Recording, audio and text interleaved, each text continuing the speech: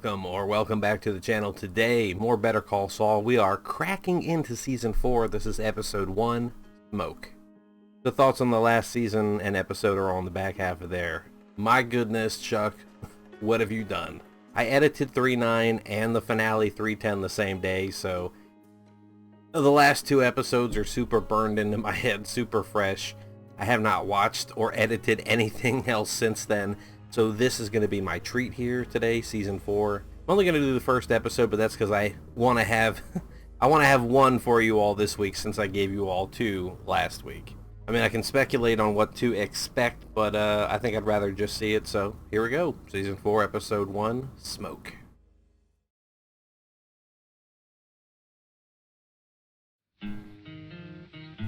The song. Oh, another flashback, of course, the Cinnabon. Right, he had to collapse at the end of the last time. He was at the table and fell down and the icing hit. Yeah. We're not even company.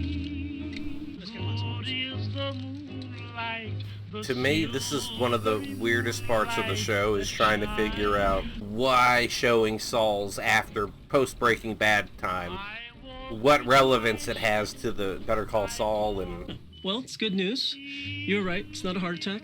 In fact, everything I can see here looks good. Mr. Takovic, sir, I'm so sorry. Would you mind? I have a taxi coming. It'll just take a moment.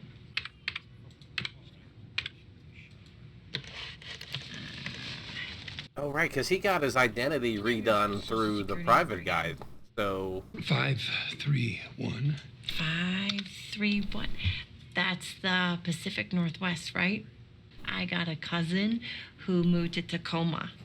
yeah, what makes you think I care about your cousin in Tacoma? Do your job. This isn't a social gathering. This is a false You flag here. typed the letter O instead of a 0. I can't believe how stupid. I think it's going through now. So it's okay. Data entry is no joke. Like, important things can be fucked up there. You weren't too busy thinking about Tacoma. You fucking get the information right. Oh, hold on. No, goodbye. Don't forget this. Okay, you got me. Run. Just run. I don't care how suspicious it is. Get out of there. The Albuquerque isotopes.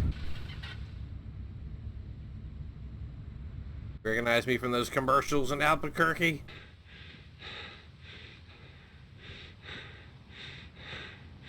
Longest intro ever. Well, not really, but that one dragged a little bit. I swear I can talk. I've got to wake up. I was going to say what's burning. It's the, the last scene of last season.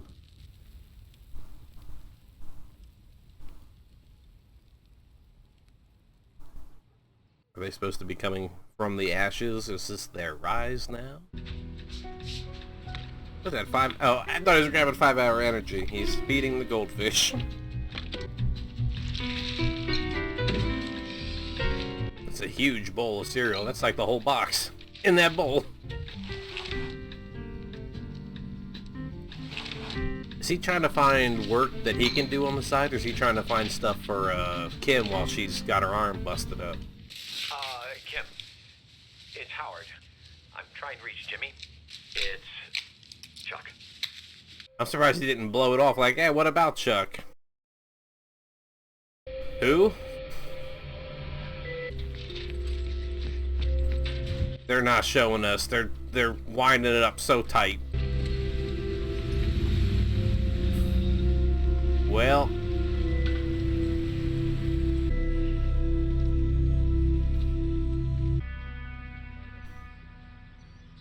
yeah, I haven't even thought about how does Jimmy feel now, or operate without Chuck's influence and the nemesis he had become. Like, what happens now? He says it started in the living room. Somehow one of the lanterns was knocked over. Says it was over fast. Smoke inhalation, so he didn't suffer. Yeah, they're gonna say that. Did you see the backyard? Everything electric is back there. The fireman didn't do that. Yeah, he had an episode, went wild, and He was himself. Something must have happened. Something made him relapse. There's some stuff that she I think said we should go home. a couple episodes ago that had me worried, like a seed that was planted for her, because kind of like how the lantern, look at the fire hazard, look at what this could be. She said some things about her and Jimmy that had me wondering, but that's a thought for later. I'm sticking a pin in it now for like if it happens in a couple seasons. Hey, Carl. Hey, Mike. There you go. So this is it, huh? Yeah. The boss says he's gonna want the windbreaker. I guess though you don't want jackets floating around that say that you're a parking personnel at a police station courthouse if you're not.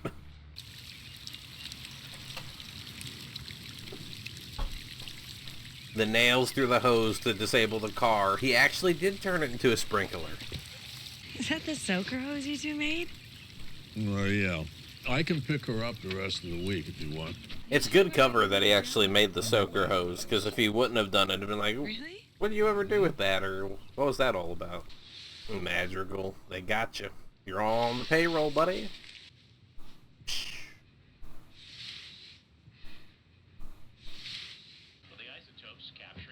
The isotopes. Call back to the thing in the cab. Doesn't Mike kind of look like if Kratos grew to be an old man? You know, a little bit. How about you go on home, Walter? Let me handle this. Las Cruces for Madrigal Intermodal. Howard, Jimmy, I'm so sorry to bother you with this. The thing is, we wanted to get Chuck's obituary into the paper before the service, but I'd really like to run it by you. Yeah, there were interesting comments in the finale episode about did he do it to be an accident or did he do it because he was checked out and just didn't care anymore. It's like his motivations. It's very interesting. There's different interpretations about Chuck's intentionality with it and what it means. I think it might be based on the viewer's opinion of Chuck. I'm wondering if HR has considered him like departed from the company, or if the paperwork didn't go through, you know, like I'm just wondering what happens to the company if Howard has to foot it now still or not. Yeah. Honors, titles. Then there's information about the memorial service, the date, the time, and all that. It sounds good, Howard. That is what I have. It's me, Howard. Sounds good. Oh. Jimmy's okay with it? He likes it. Howard, you should go ahead with it. Yeah, Jimmy's in bombshell mode. Like, the dust has not settled for him at all.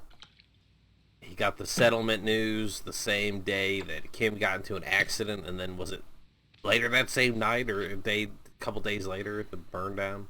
How Jimmy feels is how a lot of people feel about a lot of things. It's just they don't have a Kim in their life. The color grading, we're shifting. We're doing a time lapse of throwing back that bottle. Jimmy. Hector Salamanca. Does he have a history of cardiac issues? Yeah. He took these. Yeah. Thanks. Gus saw him playing with the pills. And...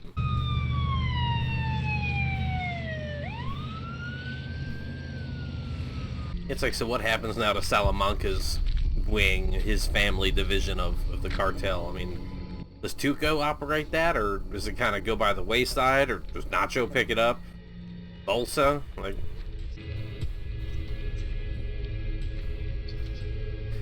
just walk that direction, act like you're tying your shoe, and then drop him in there, being all sneaky, man. Juan Bolsa wants to see you. The Chicken Brothers. It's one of my favorite intros from Breaking Bad, the Pollos Hermanos commercial, with the salt and the seasoning falling, and it cuts to the blue that they're cooking up. Don Héctor tuvo un derrame cerebral, no sabemos cuándo volverá. El territorio de Salamanca se queda el territorio de Salamanca. Nada cambia. Si alguien cruza una línea, ustedes los paran. Not a lot of threats there. Like, you know what? You know the business. Handle it. We're keeping it in family. Tick tock, get it done. It's so funny to see these two talking. El caos. Given how their future pans out. Profit. La DEA. Well, I thought we were doing the chaos as a ladder, you know, opportunity. Interesting reflection shot of the water with the lights above.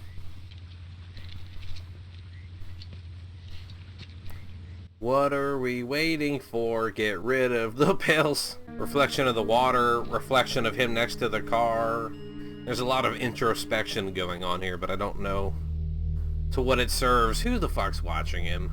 I mean, normally I'd say Mike, but fuck, Gus has got eyes on him. Okay. More than eyes.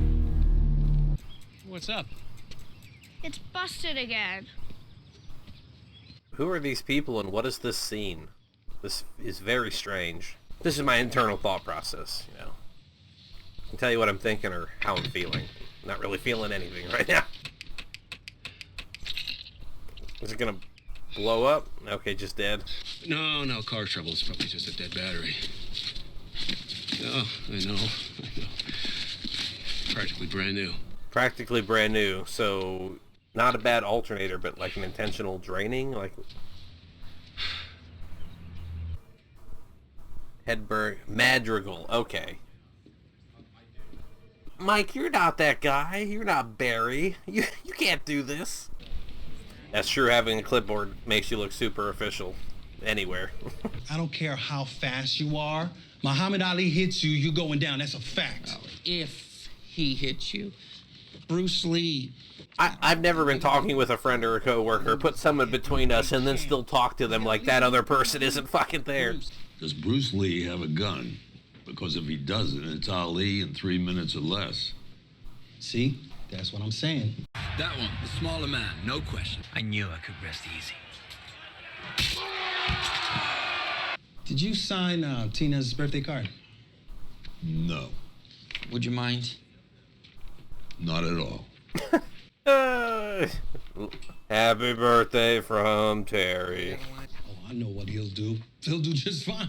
That's gonna be a giveaway. Yeah.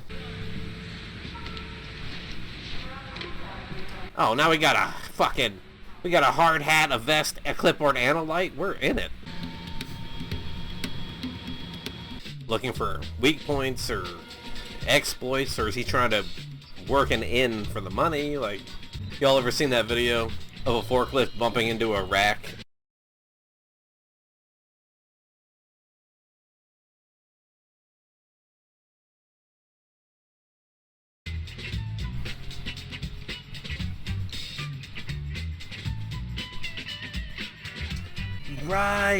Right, because when Lydia had the other guy moving barrels for her, didn't she have to, like, hit circuit breakers, turn off cameras, do shit behind the scenes to get it past everything?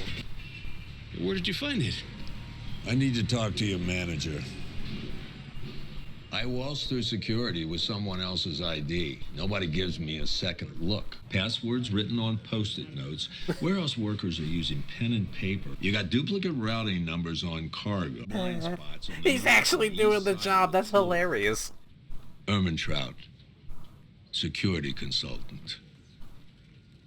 Well, all due respect, I don't know anything about a security consultant. Try Lydia Rodart Quayle.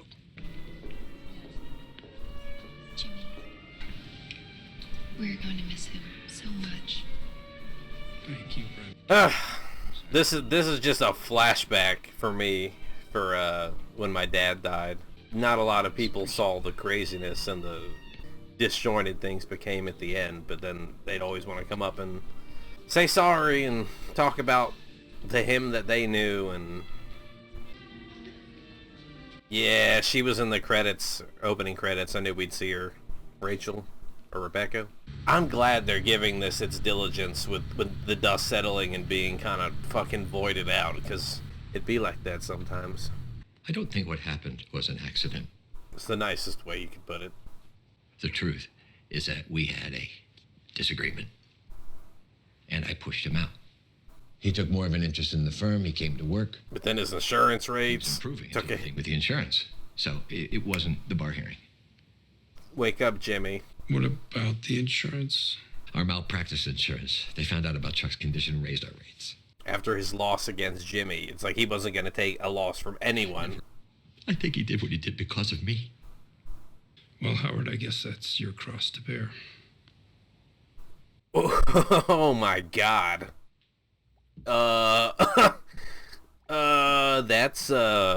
That's kind of morally divergent. Don't overfeed the fish. The doctor told you. Look at her go.